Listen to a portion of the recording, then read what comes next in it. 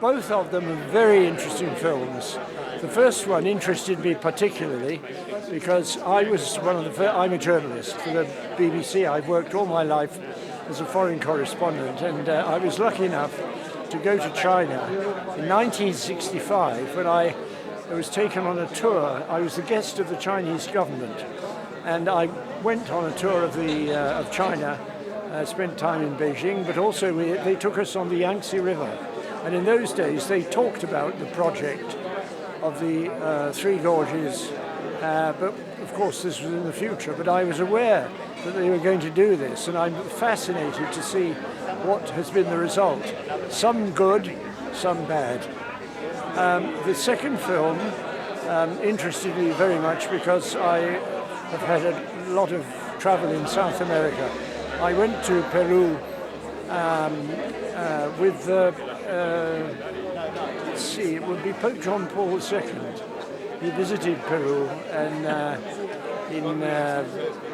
think it was in the 1980s, and we went to Cusco.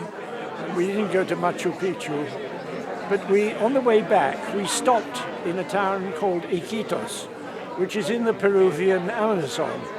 And I was fascinated we only unfortunately spent a few hours there, but it's always been my ambition to go back to Peru and have a look at the Amazon there.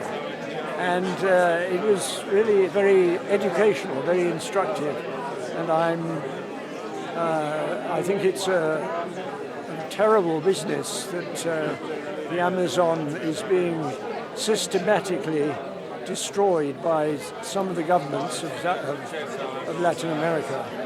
The situation of Brazil and of Peru, I think, is very tragic, and we have to, particularly with what we now know about the climate, we have to support any efforts to support the rights of the indigenous peoples, but also to protect the environment, because it's a unique environment and it's so beautiful.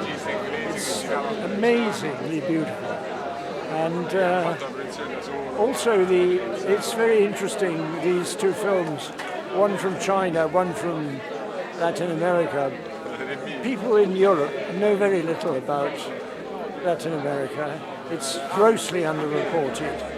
And so I think this is very educational, both for me and for the people of Trevignano and Italy in general. I tell you what is important. The first thing is the documentary must have a very clear storyline, and you can make a good documentary of 10 minutes, and you can make a good documentary of half an hour or of 1 hour or even of an hour and a half. But at a certain moment you have to stop, and many documentaries are too long. So I think that's the first thing. I think the film about Peru we saw tonight was interesting, but it was too long. It needs cutting.